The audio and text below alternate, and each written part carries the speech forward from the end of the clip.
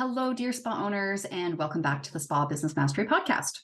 So today I have a topic that I've been wanting to talk about for a while, and it's something that comes up with a lot of spa owners almost as a sub issue to their spa business growth issues. And that is how to get out of the treatment room and into full-time spa leadership.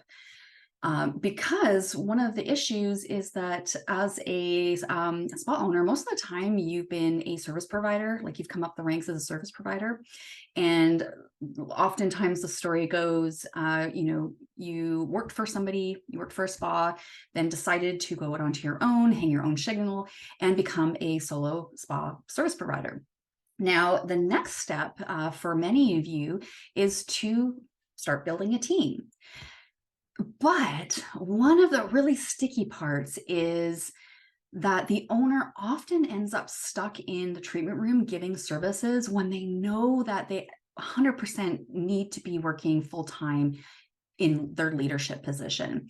Whether it is part-time on the reception desk or just full-time in their office managing the spa, but kind of whatever the hybrid that kind of you've thought about, the fact of the matter is that if you want to build a team and leverage your business by building a team, that means that you are going to have to get yourself out of the treatment room, because it is impossible to lead strongly if you're not around. And just because you're in the building doesn't mean you're around in terms of leadership. You are unavailable if you are behind closed doors in a treatment room. You are unavailable to ask questions when you're with clients. So of course, your leadership struggles when you're stuck in the treatment room. The other big thing about this is that so many spa owners are wondering, well, how do I actually do this financially? Because I'm actually subsidizing my monthly expenses, mostly payroll. So if I'm out of the treatment room, where do we get this money from? So that's what today's podcast is all about, is how to get out of the treatment room and into full-time spa leadership. All right, so, I've kind of mapped out the story that I see most often. And, the real issue here is cash flow. You simply don't have enough money to get out of the treatment room because you're subsidizing your labor costs. And, more importantly, you may also be wanting to get out of the treatment room because you're kind of burnt out from doing the service grind. And like I said at the beginning, the most important part of this is that you know that your leadership needs you to be out of the treatment room to build your team in a really strong way. All right. So how do you get out of this rock and a hard place? So that you can finally leverage your team growth, which is why you brought on a team to begin with. And here, there's really only two options if you're struggling with cash flow. Now we're going to get into how to actually get out of that struggle. So if you're depending on you doing services for the cash flow that you need, there's only two ways to make sure that you have enough money left over at the end of the month, plus some. And that is either you cut your spending or you increase your revenues. It's very, very simple. It's one or the other. Now, if we can do both, awesome. That's what we're looking for. So essentially what I'm saying is that we have to start looking at the profitability of your services, like break down what the profitability is. And it's in that breakdown that you'll start to see this little glimmer of hope. And I'm going to show you that today. All right, let's talk about the two main problems with service profitability and managing your labor costs. Okay, so problem number one, I have been here. It sucks. It really sucks. And that is your payroll is hemorrhaging money because your compensation model rewards individuality rather than company goals. So been there, done that. So I totally understand the sticky spot that you feel like you're in. But here is what's going on. When you have a team, and if you're thinking about building a team, you really need to know this. When you have a team, payroll is always your biggest expense, all right? Now, there's different ways of paying in the spa industry. The traditional way was straight compensation. A more modern way of compensation is So commission, the more modern way, is an hourly plus a small either percentage of service commission, but definitely plus a retail commission. That's usually about 10%. Now, there's a problem with commission. If you've been listening to my podcast and where I've talked about compensation, you'll already know that commission does not reward it does not reward team growth. It does not reward business growth. It rewards individuals, right? So definitely commission is on the way out, like full commission is on the way out in this industry, because what most spa owners realize as they move from service provider into ownership and then into teams is that the high commissions they're not sustainable for the business. And more importantly, and this is the biggest piece, is that when you pay commission, there's no reward for performance. You're just paying them for doing the service, that's it. In fact, we often hear team members getting a little cranky when they're asked to do laundry and, kind of stuff that's expected over and above the service. But when you pay commission on a service, it's easy to get entrenched into that very individualistic mentality. So how do you pay? So how do you keep your team motivated and keep your payroll healthy?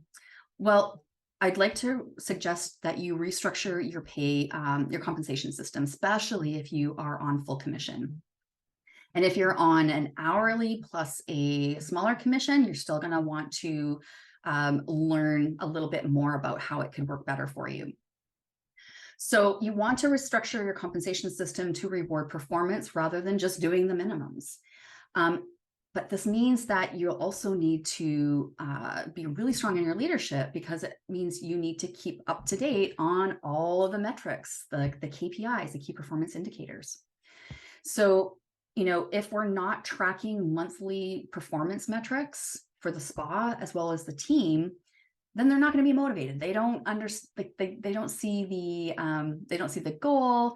And if they're on straight commission, they're like, well, why do I need to do this? There's nothing in it for me.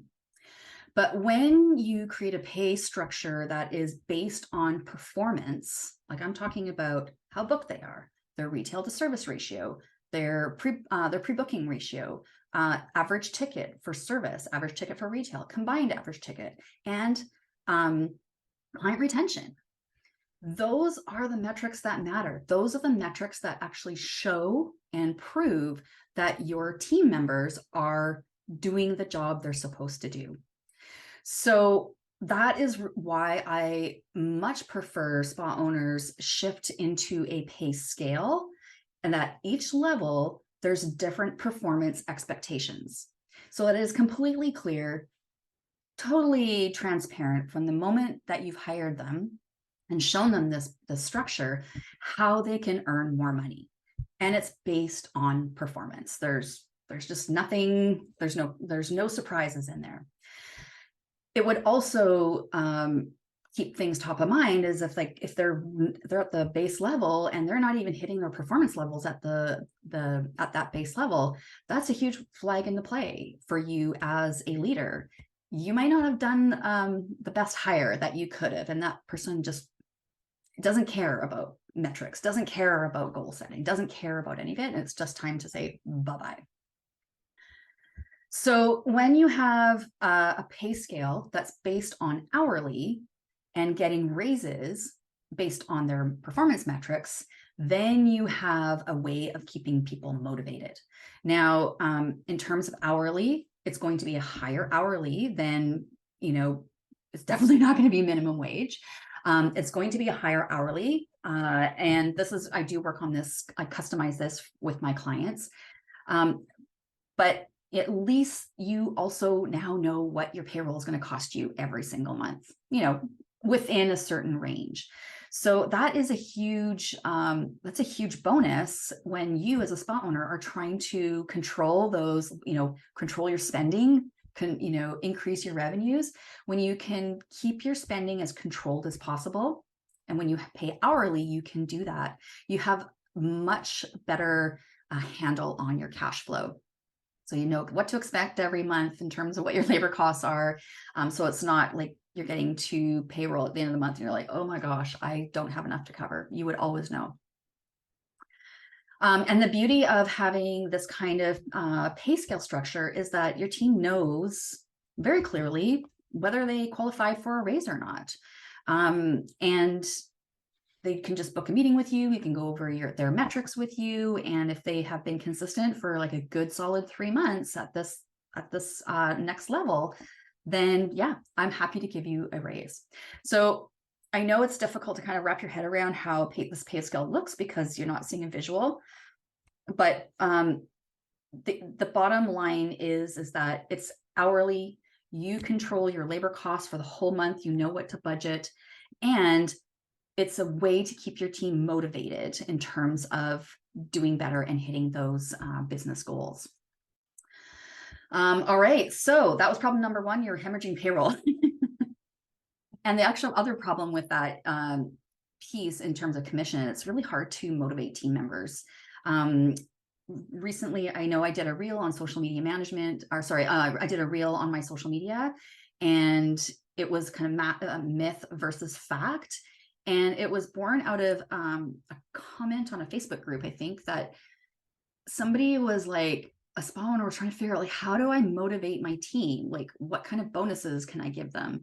And it was kind of like, oh no, we need to talk about this, because giving people more money as bonuses isn't necessarily what motivates them. I know they will say that, but in truth, I think if you've tried giving people a raise, they still haven't been a great team player and not a great producer, you'll find that raise really didn't do anything for you as the business. Okay, problem number two, and it's you haven't budgeted your spa owner salary into your spa service costs. So this is one of those places where when I'm working with spa owners on their service profitability, this is where they finally realize, oh, this is where I can put my yearly salary in and have it kind of imbued into the services that I'm not doing, other people are doing. So essentially, when you are figuring out your cost per treatment, one of the steps that you'll need to do is figure out your total overhead costs for the year. And this is where you put in your owner's salary that you want. Bake it into the service pricing, okay? And so once you've got your list tallied for all your yearly expenses, you got your owner salary in there, that's when you start breaking that big number, that big yearly expense, into monthly, weekly, daily. And then what we were trying to do is we're trying to get a by minute cost of what the spa's overhead is. And then we plug that into our pricing formula to make sure that we're actually profitable in our spa services. So that is how you budget your salary and bake it into the services that are being done by other people so that you get paid, not by being in the treatment room. Wouldn't that be nice? All right.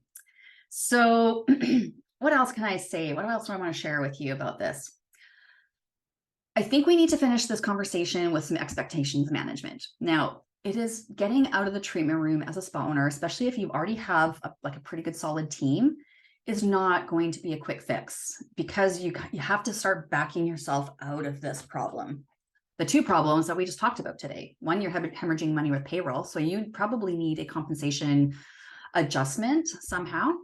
And the other piece was that, how are you going to get paid if you're not in the treatment room? So it's going to take some time to back out of that problem if you already have a big team.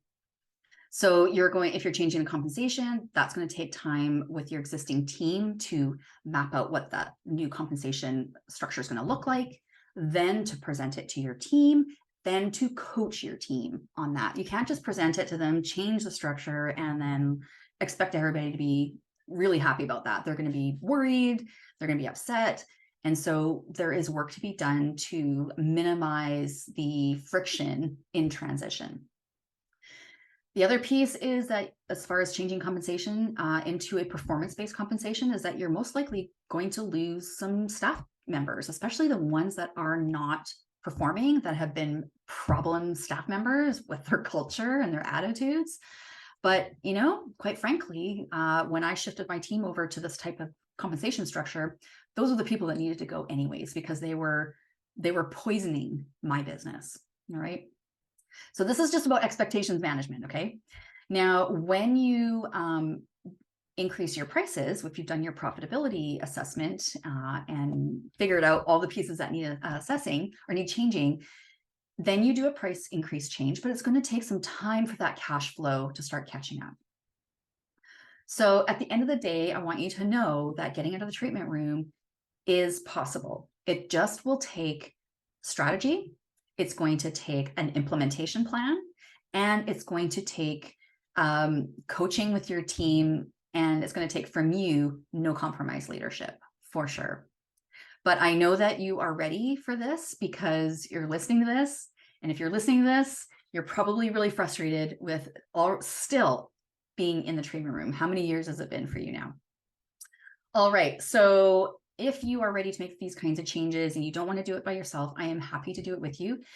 We most likely would be looking at a VIP day about spa profits, your spa profitability. We'll go through a full assessment of your services, the cost per treatments, how to get your owner salary into those. So take a look at my website under VIP days. There's all sorts of information there about that. So if you are ready to make these changes, please reach out. I'm happy to get on a call with you and learn about your business and about exactly how I can help get you out of the treatment room. All right, that's it for today. We will be back here in a few weeks with Spa Marketing with Delia, and we'll see you then.